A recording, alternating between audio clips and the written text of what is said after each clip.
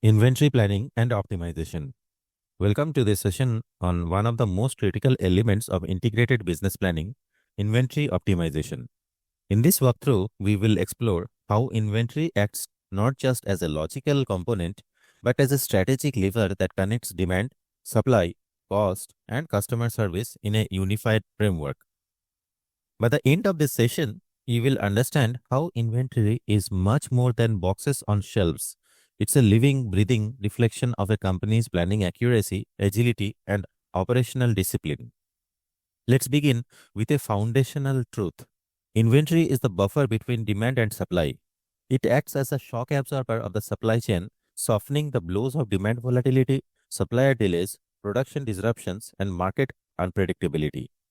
When planned correctly, inventory allows an organization to serve its customers with high reliability even in turbulent conditions. But here's the challenge. While inventory cushions the business against uncertainty, excess inventory becomes a burden. It ties up working capital that could otherwise be used for innovation, expansion, or strategic investment. It increases warehousing costs, insurance, and handling expenses, and perhaps most critically, it introduces the risk of obsolescence, a nightmare for industries where products have short shelf lives or are rapidly evolving, such as technology, fashion, or pharmaceuticals. This is where IBP for inventory comes in. In an integrated business planning framework, inventory isn't viewed in isolation. It's a shared responsibility across functions. Finance sees its impact on liquidity. Sales sees its role in order fulfillment. Supply chain sees it as a lever for continuity, and senior leadership sees it as a metric of operational health and risk management. Now, the key methodology that underpins IBP for inventory is something called multi-echelon inventory optimization, or MEIO. Let's unpack that term. Traditional inventory planning often focuses on the individual nodes, perhaps a factory or a distribution center, planning stock levels in isolation. MEIO, on the other hand, views the entire network as a system. It considers how inventory flows from upstream suppliers to downstream customers through every intermediate point: factories, warehouses, transit hubs, and stores. The optimization doesn't just ask how much should we hold here, but rather where in the network should we hold inventory to achieve our service goals at the lowest total cost.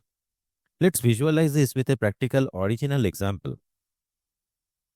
Imagine a company that manufactures eco-friendly household cleaners. It sources raw materials like plant-based solvents from overseas, blends them in regional manufacturing units, and ships finished goods to both retail chains and e-commerce partners. The supply chain stretches from global suppliers to final consumers. Now suppose demand for one of their top products, a lavender-scented all-purpose cleaner, has surged due to a recent marketing campaign. Orders have flooded in across North America. The US East Coast warehousing is running low, while the West Coast facility is sitting on excess stock due to slower sales in that region. Without a proper MEIO model, each site operates independently. The East Coast might expedite shipments or increase production, while the West Coast sits on aging inventory. With MEIO, however, the system identifies the imbalance and recommends an inventory rebalancing strategy. Instead of incurring the cost of urgent manufacturing or overseas air freight, the company can simply shift inventory across its network, reducing logistics cost and maintaining service levels. In this way, MEIO helps unlock efficiency through visibility and coordination. But the value of MEIO goes deeper than reconciliation. It also helps define optimal safety stock levels based on real data: demand variability, supplier reliability, transit lead times, and service targets. For example, a, a safety stock of 300 units at a regional depot might work well in steady times, but if supply risk rises due to port strikes or geopolitical instability, MEIO algorithms automatically suggest a revised safety stock based on probabilistic models. The role of the inventory planner in this process is multifaceted. They are no longer just balancing spreadsheets. They are interpreters of risk and demand uncertainty. Their job is to analyze forecasted demand, review current inventory levels, assess supplier constraints, and then propose stocking strategies that minimize total cost while keeping customers satisfied. Let's explore another situation. A fashion retailer with seasonal collections notices that unsold winter jackets are accumulating in its Midwest warehouse. It's now March, and the demand for winter apparel is quickly declining. However, the inventory planner steps in. They might alert the commercial team to initiate a markdown campaign or partner with outlet channels to liquidate aging stock. Simultaneously, they could coordinate with supply team to pause future jacket production and reallocate textile inputs towards spring lines. This simple action avoids two disasters. First, financial loss from obsolete stock, and second, tying up capacity that could be better used for future demand. And this example underscores a key point. Inventory planning is not reactive, it is preemptive. A planner working within an IBP framework always looks downstream and upstream, balancing both short term execution and long term resilience. Inventory also plays a key role in bridging functions. When sales pushes for a new promotion, the inventory planner checks whether current stock can support it. If not, they alert supply planning to adjust schedules. When supply planning experiences a disruption, the inventory team assesses how much buffer exists and recommends mitigation. And when finance evaluates capital requirements, they review inventory turnover and working capital levels to guide investment decisions. In this way, inventory planning becomes the central node in the wheel of integrated planning. Let's take a step back and talk about service levels, an often misunderstood concept in inventory planning. A 95% level does not mean the customer gets their product 95% of the time. It means that the inventory held will fulfill 95% of expected order scenarios without stockouts. Pushing for a 99% level may sound ideal, but the incremental inventory cost to cover the final 4% can be enormous. The trade off between service and cost is one of the most nuanced decisions in IBP. For a healthcare company delivering insulin to hospitals, a 99.9% service level might be non negotiable. For a luxury chocolate brand selling in holiday seasons, a 90% level may be acceptable with excess sold at a discount.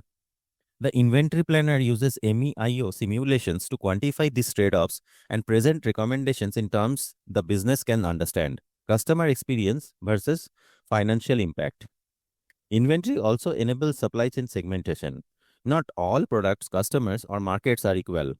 High value SKUs with unpredictable demand may require decentralized stocking. Fast moving products with stable patterns might justify centralized pooling. IBP platforms such as SAP IBP allow planners to define segments A, B, or C, or critical, fast, seasonal, and tailor stocking strategies by segment.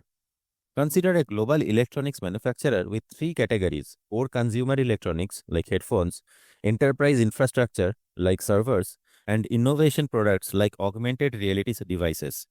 Each of these categories has unique inventory characteristics. Headphones are high volume and seasonal, best served by centralized warehousing with periodic replenishment. Servers are low volume, high value, and customer configured, requiring build to order strategies. Innovation products are uncertain in uptake, best managed with small batches and dynamic allocation. IBP helps harmonize these approaches under one integrated system, giving every function a clear playbook.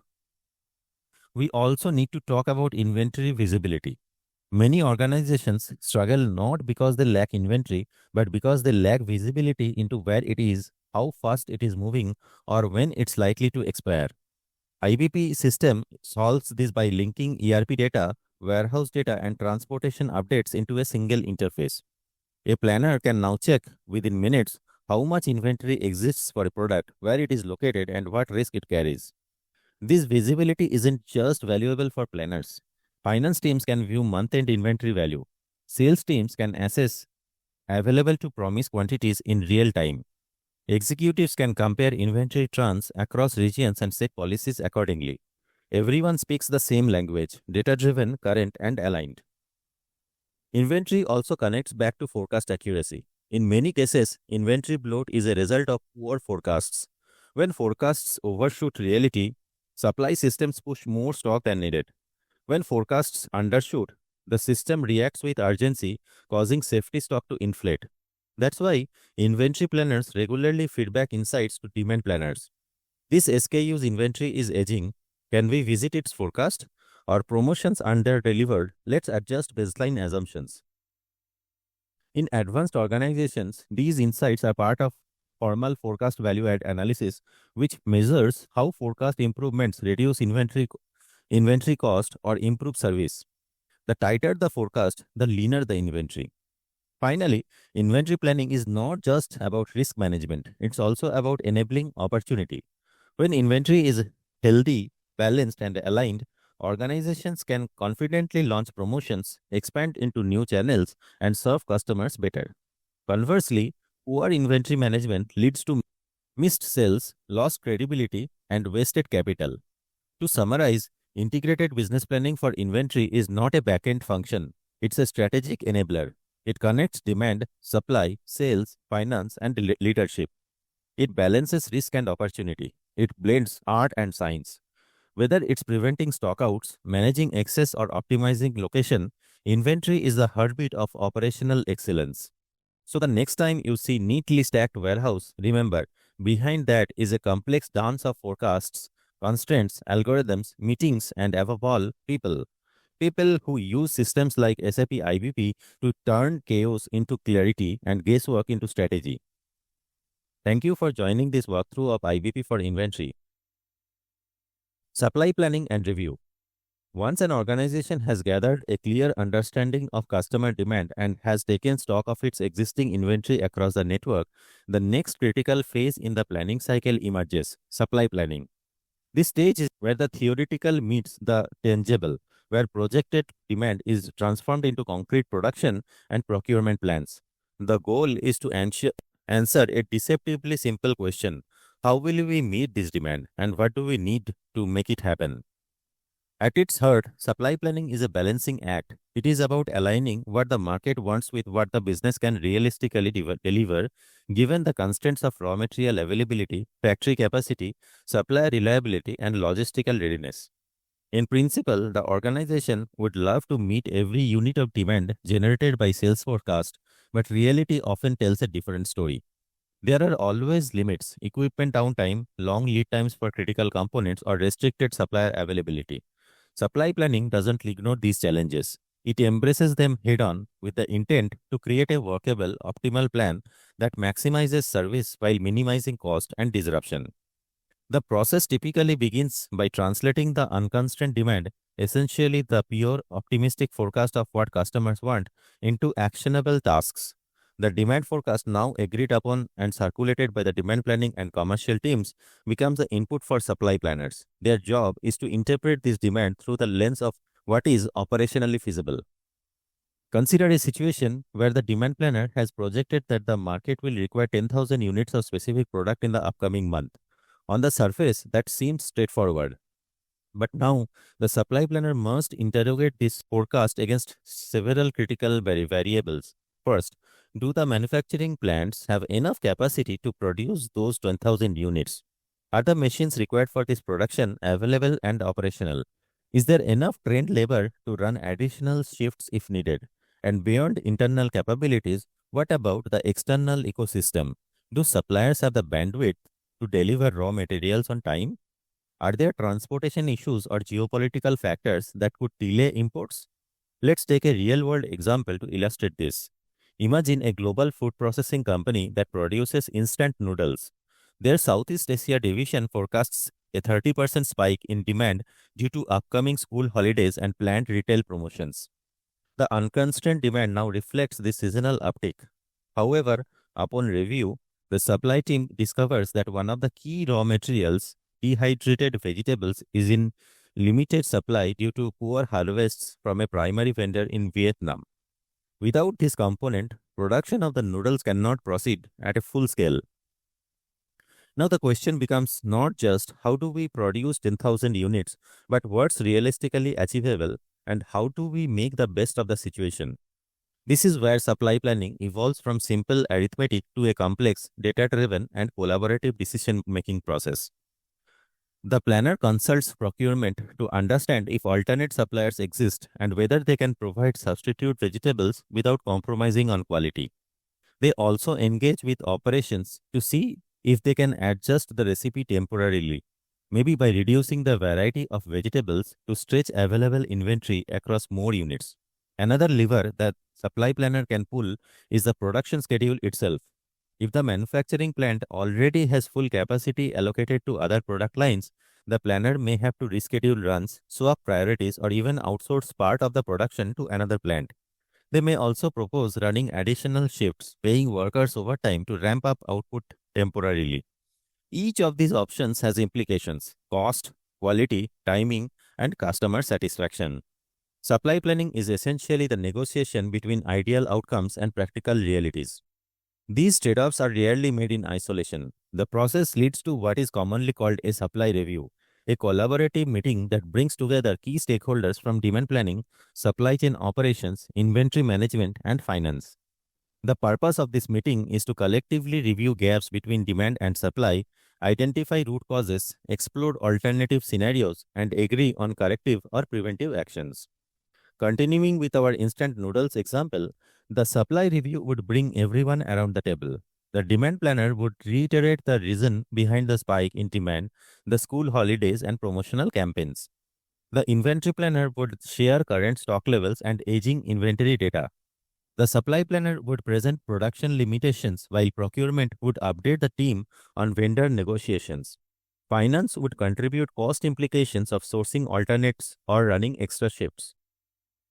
Let's say the review uncovers that only 5,500 units can be realistically produced in time, leaving a gap of 4,500 units. The team then evaluates options. They might decide to allocate the available 5,500 units strategically, focusing on high margin geographies or loyal customers. The marketing team may be asked to adjust the promotion strategy to better match supply.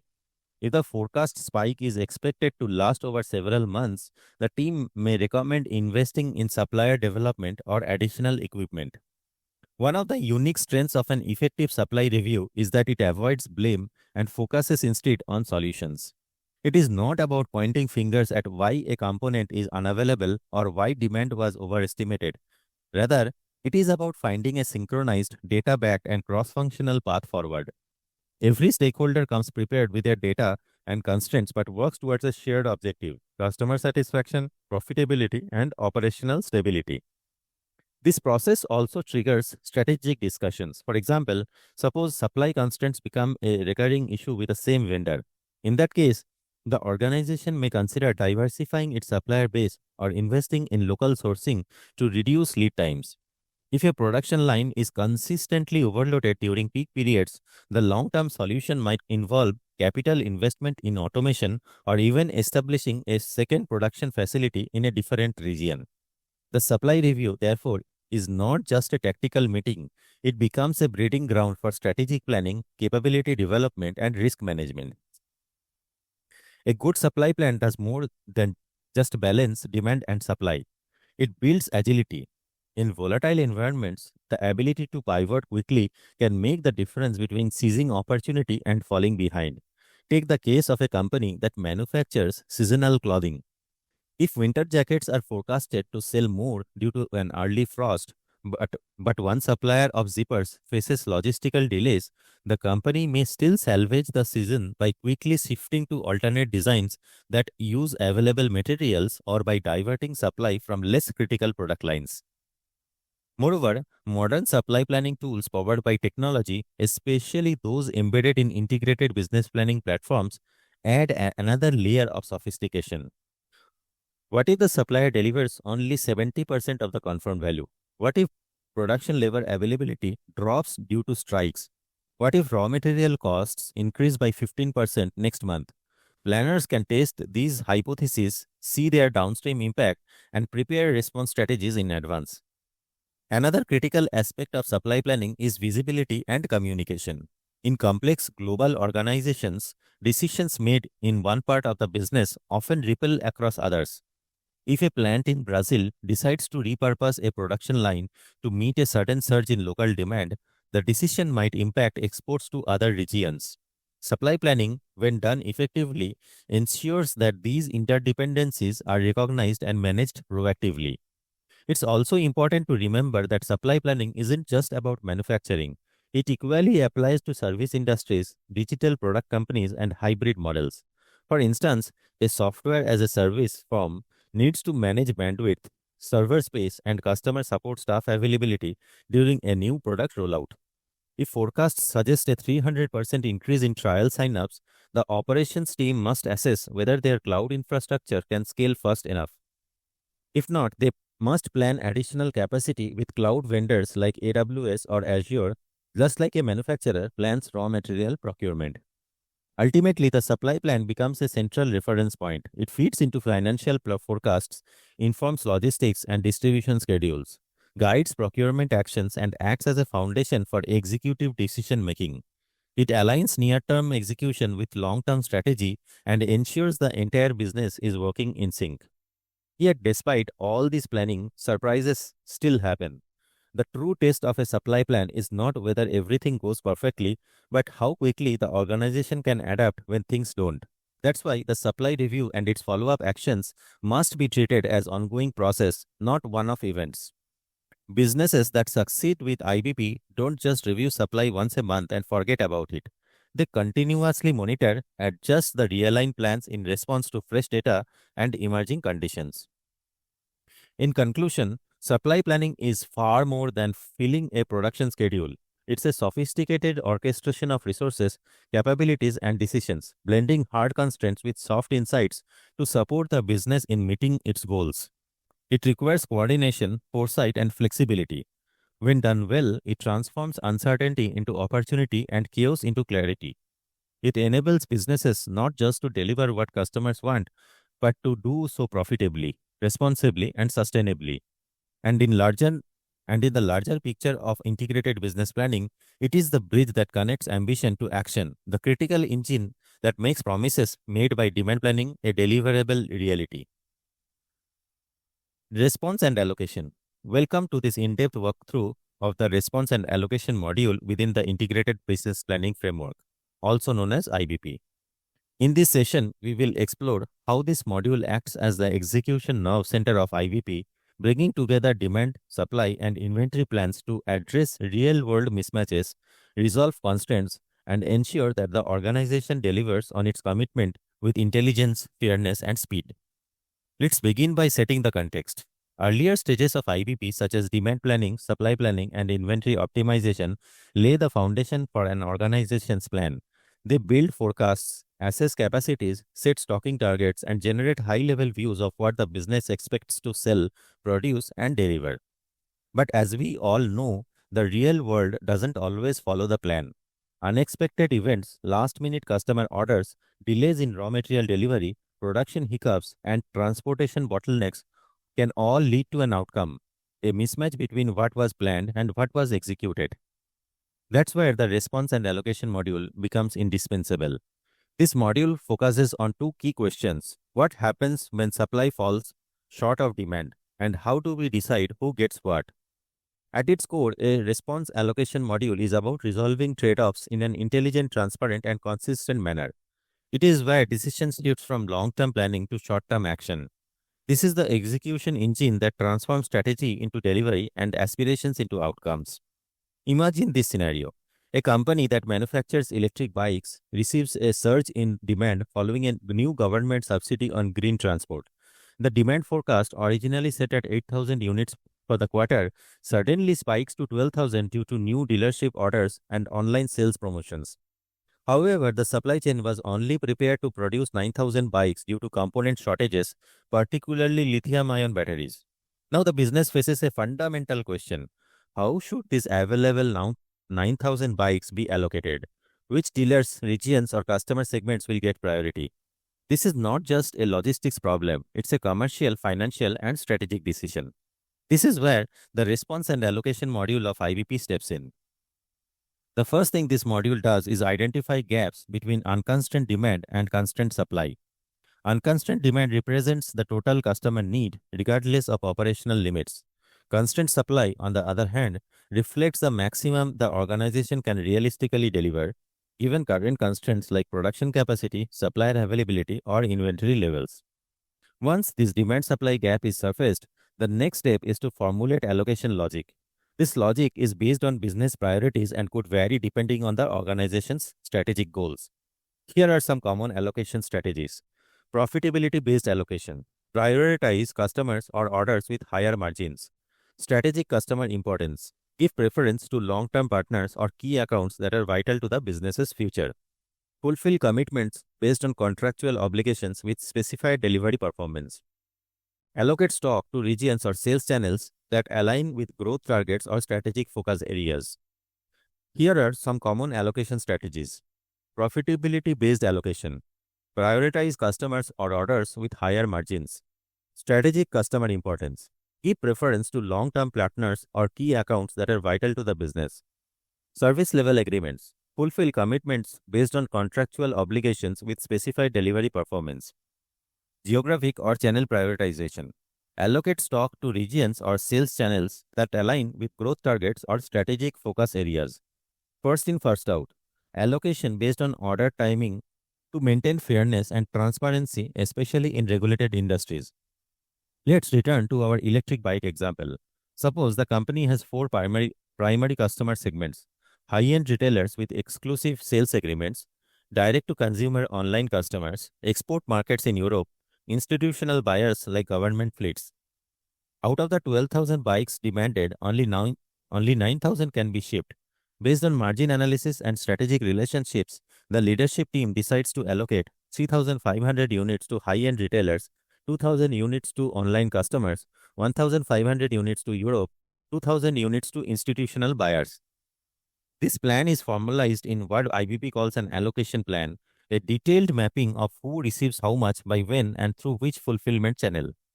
But the module doesn't stop there.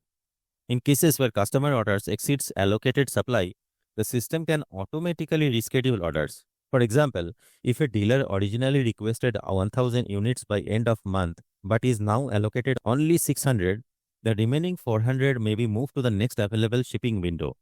This order rescheduling capability ensures expectations are managed, logistics plans are adjusted, and customer communication remains proactive. Unresolved gaps, meaning situations where the allocation plan still leaves critical customers unfulfilled, are not left hanging.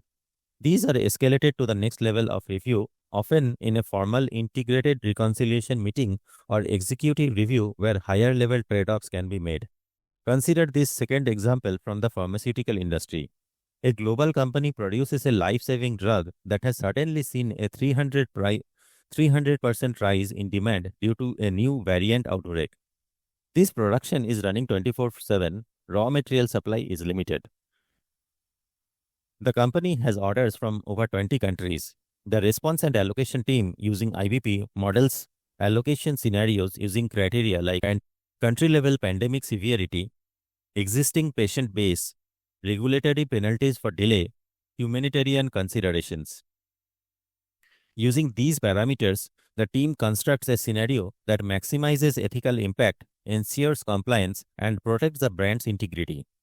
In this case, IBP is not just about operations, it becomes a platform for ethical decision-making. One of the most powerful features of this module is its ability to perform real-time simulations. Using IBP's in-memory computing power, planners can run what-if scenarios instantly. What if a supplier catches up on a delayed shipment? What if a regional sales campaign is delayed? What if production lines can be reconfigured to increase throughput? These simulations allow planners to test assumptions, visualize impact, and choose the best source of action under uncertainty.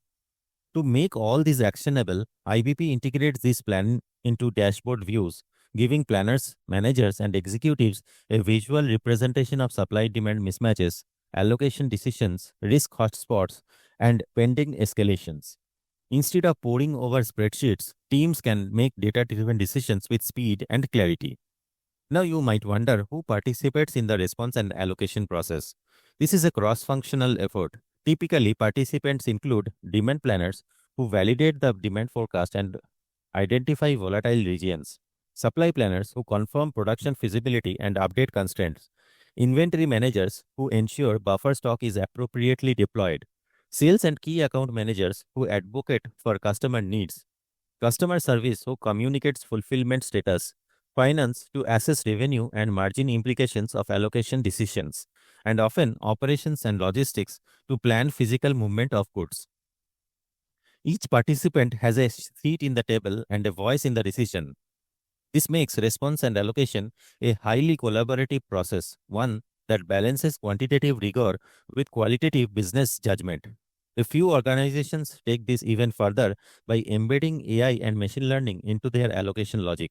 For instance, an AI engine might learn from past fulfillment patterns and automatically recommend changes to the allocation model when market conditions shift. If a particular SKU sees higher cancellation rates in one region, the system might recommend shifting inventory to another region with higher sell through. These advanced systems reduce manual work and enhance the self healing capability of the supply chain. Beyond execution, response and allocation also plays a role in feedback loops. Let's say a pattern emerges where one region reportedly underdelivers due to supply shortfalls. The allocation team can loop this insight back into demand planning, prompting a re-evaluation of assumptions or commercial commitments. Likewise, if certain customers are habitually deprioritized, account managers can engage in long-term discussions about expectations and contract terms. This feedback mechanism is what elevates IBP from a planning tool to a strategic alignment platform. It ensures that the organization doesn't just execute better, it also learns, adapts, and evolves. Let's now look at how success is measured in this phase.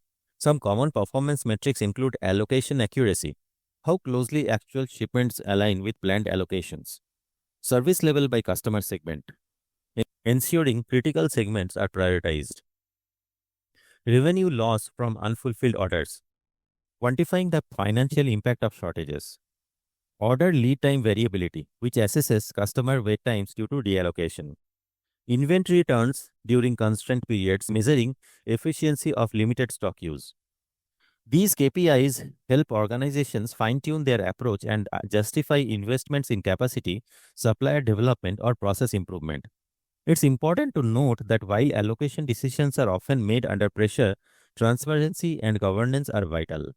Allocation logic must be documented, defensible, and communicated clearly. Especially in industries with compliance requirements such as healthcare, defense, or regulated utilities, every allocation call may be subject to audit or public scrutiny. IBP supports this by maintaining audit trails, role-based access, and decision logs. As we reach the end of this walkthrough, let's recap the primary purpose of the response and allocation module. It brings together all the preceding planning outputs, demand forecasts, supply constraints, and inventory availability, and translates them into execution-ready decisions. It ensures that when compromises must be made, they are made wisely. It empowers organizations to serve customers better, protect revenue, and maintain trust even when resources are tight. Whether it's managing vaccine distribution during a crisis, launching a product during a component shortage, or fulfilling orders after a natural disaster, IBP's response and supply allocation module ensures that decisions are based on facts, strategy, and shared values. Thank you for joining this session. In the next part of our IBP series, we will explore how all planning modules, demand, supply, inventory, and response roll up into a unified sales and operations process that connects operations to enterprise strategy. Sales and Operations Planning (S&OP). After the completion of all functional reviews in integrated business planning process, where demand is forecasted, inventory is assessed, supply constraints are explored, and response and strategies are formulated, the organization moves into one of the most crucial stages, Sales and Operations Planning, or S&OP. This phase acts as a bridge between operational reality and strategic ambition. It's a meeting point where the granular plans intersect with high-level objectives and where execution is aligned with the business's overarching direction.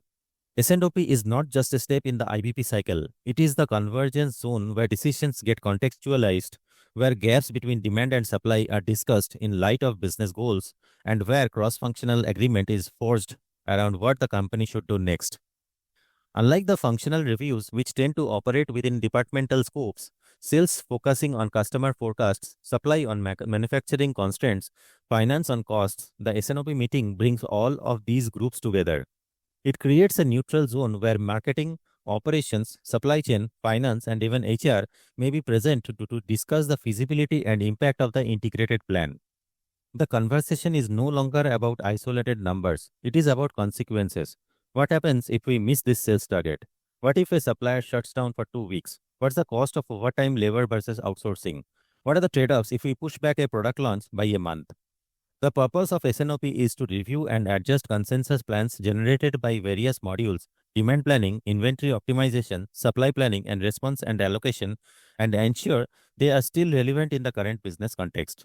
The goal is not to reaffirm what has already been planned, but to validate whether those plans still make sense given updated market conditions, resource availability, and corporate priorities. This is the phase where operational plans are scrutinized not just for feasibility but also for strategic fit.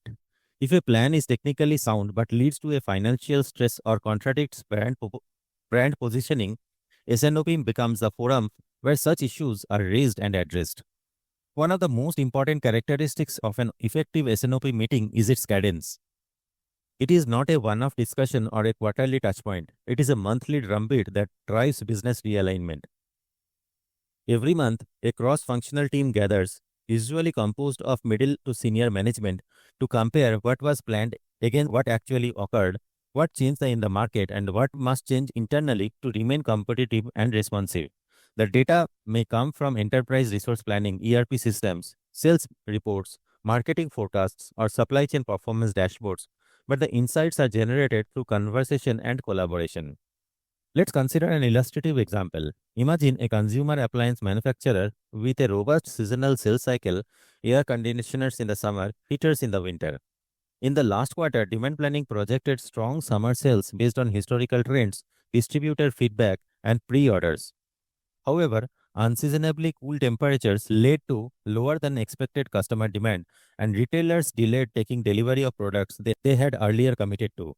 At the same time, the company's supply team had already ramped up production and the warehouses were nearing capacity. The inventory carrying cost was rising and future production schedules were at risk due to lack of storage. In the SNOP meeting, this divergence is brought to light. The demand team explains the weather anomaly and updated forecasts. The supply team outlines the operational strain of continued production without space for inventory. Finance raises concern about the cash flow impact of unsold stock. Marketing offers to accelerate promotional campaigns to stimulate demand. Logistics suggests exploring third-party warehousing on a temporary basis. The group discusses, evaluates trade-offs, and ultimately agrees on a revised plan: slow production for the next 6 weeks, initiate a targeted consumer discount program, and renegotiate delivery timelines with major retailers. This example demonstrates the true value of SNOP. It's a venue not for finger pointing or reactive scrambling, but for proactive resolution and consensus building. It transforms what could be a multi department crisis into a shared opportunity to adapt, act, and align. Each stakeholder is accountable, but more importantly, each stakeholder is informed and empowered to make coordinated decisions. Beyond tactical adjustments, SNOP also initiates strategic discussions. Repeated patterns in constraints or missed opportunities often trigger long-term considerations. For instance, if a particular product line consistently exceeds demand forecasts but faces supply bottlenecks due to limited production capacity, the SNOP team may recommend investing in additional machinery or reconfiguring existing lines. This isn't a decision to be made lightly. The capital involved may run into millions and it requires C-suite approval. But the groundwork, the identification of the issue, its impact, and the proposed solution starts in SNOP. A real world parallel can be drawn from a beverage company facing persistent issues with bottling line availability. For 3 consecutive months, demand forecasts were accurate, but bottling delays resulted in late deliveries. During SNOP, operations explained that the existing bottling infrastructure was operating at near maximum capacity and lacked the flexibility to accommodate last minute order surges. Finance confirmed that these delays were translating into lost revenue and retailer dissatisfaction. The sales team emphasized that several key customers were threatening to reduce future orders. The SNOP team jointly drafted a proposal to invest in an additional bottling line. While the final approval rested with executive leadership, the case was made convincingly because the issue had been validated by all functions and backed with data and real-world consequences. The power of SNOP is also visible in its role as a change management engine. Businesses today operate in dynamic environments, regulatory changes, market disruptions, natural disasters, supplier bankruptcies, geopolitical tensions. When a change occurs, how quickly and effectively an organization adapts can determine its success or failure. SNOP is the ideal platform to navigate such changes. Because it happens regularly and because it includes voices from across the organization, it becomes the nerve center for coordinated response. If a new regulation impacts a particular raw material, SNOP can assess whether alternate materials are available, whether customers will accept substitutions, and whether cost implications can be absorbed or passed on. Moreover, the SNOP meeting is not just about looking inward, it's also the point where external factors are interpreted and embedded into internal plans. Market intelligence, be it competitive moves, economic forecasts, or consumer trends, are brought to the table. For instance, if a competitor announces a significant price cut or product innovation, the SNOP team can discuss countermeasures. Should they accelerate their own product launch, adjust pricing strategy, increased advertising spend? These decisions are not purely commercial. They have supply chain, finance, and operational implications. And SNOP ensures those implications are understood and managed. It's also worth highlighting that SNOP is increasingly data driven. While the human element, judgment, negotiation, prioritization is still critical, the foundation is now built on robust analytics. While the advent of advanced planning systems With the advent of advanced planning systems, SNOP teams have access to scenario modeling, probabilistic forecasts, and even AI-based recommendations. This empowers teams to evaluate multiple options quickly and choose the best course of action. For example, if there's a if there's a forecasted shortage of labor during a critical production window, the system might recommend options, bring in contract workers, outsource production, or delay lower priority SKUs. Each option comes with cost benefit analysis, timeline impacts, and risk profiles, all of which can be reviewed during the SNOP meeting. In high performing organizations, SNOP is also closely linked with financial planning and analysis. This alignment ensures that the operational plan supports the financial goals of the business. If the company has committed to a certain revenue numbers or gross margin target for the quarter, the SNOP team validates whether current plans support that commitment. If not, they identify the gaps and levers available to close them, be it pricing adjustments, cost cutting initiatives, or revenue enhancement actions. Communication is another key strength of the SNOP process. By involving all critical functions and encouraging open dialogue, it fosters a culture of transparency. There are no hidden agendas or siloed plans. Everything is laid bare for collective review. This visibility enhances trust, reduces friction, and speeds up decision making. Departments are no longer pulling in different directions. They are rowing the same boat, guided by the same compass. The outcome of each SNOP cycle is not just a set of decisions, but a unified, updated operating plan that reflects the latest realities and prepares the business for the next horizon. It's a roadmap for execution that everyone in the organization can understand and support. It also becomes the foundation for the next step in the IBP process, the executive business review. At the executive level, senior leaders, CEO, CFO, COO, and others take the outputs of the SNOP process and assess them through the lens of enterprise strategy. Are the plans aligned with long term goals? Are the investments proposed in line with capital budgets? Are there risks that require broad level intervention? The SNOP process doesn't make these decisions, but it prepares them. It surfaces the issues, assembles the data, and frames the choices. It makes the executive review more efficient, more focused, and more impactful. In conclusion, sales and operations planning is not a checkbox in the IBP cycle. It is the heart of integrated thinking. It takes the silos of planning, demand, supply, finance, inventory, and fuses them into a shared vision. It brings the voice of the market to the operations floor, and it translates executive ambition into executable action. It ensures that a business does not just operate, but operates with intent, coordination, and foresight. And in doing so, SNOP becomes the discipline through which strategy meets reality and plans become performance. Now we will go into understanding what is the control tower module in IBP. In the integrated business planning framework, the executive review represents the final stage of a structured monthly planning cycle. It is often visualized through the metaphor of a control tower, which vividly captures the essence of top down visibility and centralized decision making that executives needs to steer the organization effectively. Just like air traffic controllers oversee every plane in the sky, IBP's control tower provides leadership with the oversight, insight, and foresight needed to ensure the business stays on course amidst an ever evolving market environment. By the time the business reaches this stage in the IBP cycle, a series of detailed planning processes have already taken place. Demand planners have analyzed customer signals and refined forecasts. Supply planners have checked capacities, material availability, and lead times. Inventory managers have optimized stock positions. Response and allocation teams have reconciled mismatches between demand and supply. All this data is then consolidated into a comprehensive executive level discussion. This is where the Management Business Review or MBR comes into play.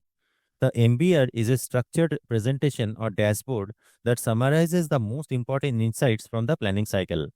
But it is not just a report, it is the basis for executive level decision making, bringing attention to performance gaps, reviewing prior actions, and aligning future plans with long term strategies. At this stage, the role of leadership becomes critical. Senior executives don't need to engage with every operational detail. They need to understand the big picture. The executive review provides them with a structured view of where the organization is heading, where risks are emerging, and how aligned current actions are with strategic objectives. It is a space for clarity, discussion, and forward movement where decisions made in this room cascade down through the business and guide teams in execution.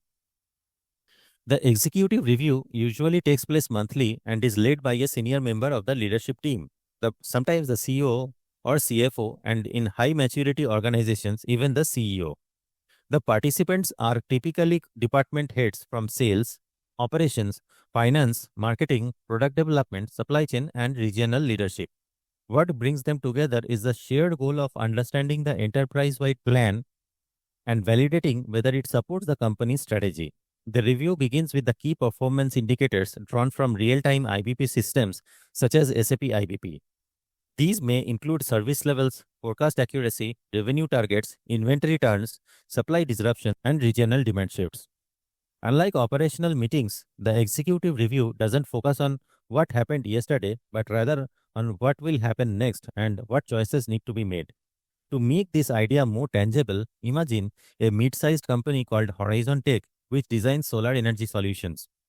During a recent IBP cycle, Horizon Tech noticed a spike in demand from Southeast Asia following a regional clean energy subsidy. The sales forecast rose by 30% over 2 quarters. However, the supply side indicated that their manufacturing lines were already running at full capacity due to prior commitments in Europe. The inventory team proposed holding buffer stock in a Central Asian hub. The allocation team prioritized key accounts, leaving new markets undeserved unless action was taken. By the time this information reached the executive review, the question was no longer is demand increasing or can we supply it, but rather what are we going to do about it. The CFO presented the cost of ramping up external manufacturing. The CMO argued for taking advantage of a short term market window. The COO presented supplier options. Ultimately, the leadership team approved a temporary outsourcing contract, a promotional campaign shift to the new region, and a phased regional rollout. This is a textbook example of how strategic decisions are made when the executive review functions as intended, data driven, cross functional, and timely. While the example may seem simple, the implications are deep. In a well functioning IBP process, the executive review validates the integrated plan built by previous stages. It's where leadership affirms, redirects, escalates based on a full picture of demand, supply, inventory, and financial outlooks. In some cycles, the executive review may involve approving capital investments such as a new warehouse, equipment upgrades, or automation tools. In others, it might include approving entry into new markets, changing supplier contracts, or rebalancing the product portfolio based on margin insights. These are strategic decisions with long term implications, not just responses to short term signals. Furthermore, the control tower metaphor isn't just for imagery. It represents a highly functional reality. Modern IBP platforms, especially those powered by SAP HANA, allows for real-time visibility across functions. Executives can view dashboards showing actual versus forecasted sales by product, supply constraints by region, inventory age by warehouse, financial projections, and risk flags. If a CEO wants to understand why the delivery performance dropped in a particular region, they can trace the issue in minutes. If a finance executive wants to compare service levels against working capital, that's instantly available. This level of integrated visibility leads to faster, better decisions. Another significant advantage of the executive review is the ability to model scenarios. If demand increases by 10% in quarter 4, what is the margin impact? What if a top supplier experiences a 2-week delay? What if labor shortages reduce capacity at a key plant? These simulations are no longer speculative. They are powered by real-time data and delivered instantly through IBP platform.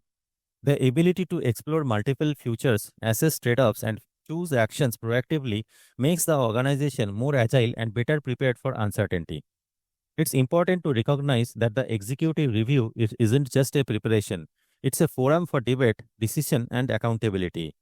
Each department has a seat at the table and a responsibility to contribute. Functional leaders must come prepared not only to defend their assumptions but also to challenge and support others. Sales might argue for promotions, supply chain might warn of bottlenecks, finance might request margin protection, and marketing might just propose timing shifts. These are not conflicts, they are healthy cross functional engagements that lead to informed decisions. In mature organizations, the executive review is also the moment where leadership reflects on how current operations align with broader goals. Are we progressing toward our 3-year strategic plan? Are current plans aligned with ESG goals, marketing positions, or innovation pipelines? If not, what changes must we make? By connecting monthly execution with long term vision, the executive review closes the loop between strategy and operations. Let's now consider another example, this time in the consumer goods space. Imagine a company called Pure Fresh that produces organic packaged foods. Their flagship product, an oat-based yogurt, has taken off in health-conscious markets. During the latest cycle, the forecast from the marketing team projected higher seasonal demand due to a new influencer-led campaign. The demand team adjusted their forecast accordingly. However, the supply team flagged packaging shortages due to a supplier's raw material issue. Response planners recommended prioritizing top retailers while inventory analysts noted rising back orders. At the executive review, the leadership team had to decide, should they delay the campaign, switch to alternate packaging, or shift capacity from another product line. After reviewing cost implications, brand exposure, and supply timelines, the team chose to proceed with alternate packaging and informed the marketing team with sustainability-driven narrative. This decision, made within the executive review, demonstrated agility, cross-functional alignment, and brand-savvy execution. Without the control tower structure, the company might have experienced a costly mismatch between marketing promises and fulfillment capability. Perhaps one of the most understated roles of the executive review is to act as a learning platform. Patterns in forecast errors, supply reliability, cost overruns, or inventory obsolescence are identified and discussed. Instead of merely fixing symptoms, the leadership team looks at root causes. This might lead to changes in forecasting methods, supplier contracts, production schedules, or even incentive structures. Over time, this continuous improvement culture becomes a competitive advantage. And this brings us to another key point. The executive review is the essential feedback loop from execution back into strategy. Annual strategic plans are necessary, but they quickly become outdated in fast moving industries. The executive review allows leadership to course correct based on current reality. For example, if a strategic plan assumed 20% revenue growth in a particular region, but geopolitical risks are now rising, the executive review can adjust growth expectation, shift investment to safer markets, or adjust pricing strategy. It makes strategy dynamic and responsive rather than static and outdated. Moreover, the executive review is where organizational accountability is reinforced. Each month, teams report on agreed upon actions from the previous review. If delays occurred, reasons are shared and mitigation plans are put in place. This rhythm of action and review drives discipline and transparency. Everyone knows their role in the bigger picture, and the company moves forward with unified intent. The benefits of a well executed executive review are immense. It fosters speed, decisions are made faster because everyone sees the same data. It promotes transparency, conflicts are surfaced early and resolved constructively. It builds agility, leaders can respond to change without confusion, and it creates alignment. Everyone is working for the same operating plan with clear priorities and shared goals. In volatile, uncertain, complex, and ambiguous environments, commonly referred to as VUCA, these capabilities are not optional. They are foundation of resilient, high-performing organizations. When the executive review functions well, the organization doesn't just survive uncertainty, it thrives within it. In conclusion, the executive review is not a meeting to tick off on a calendar. It is the strategic heart of integrated business planning.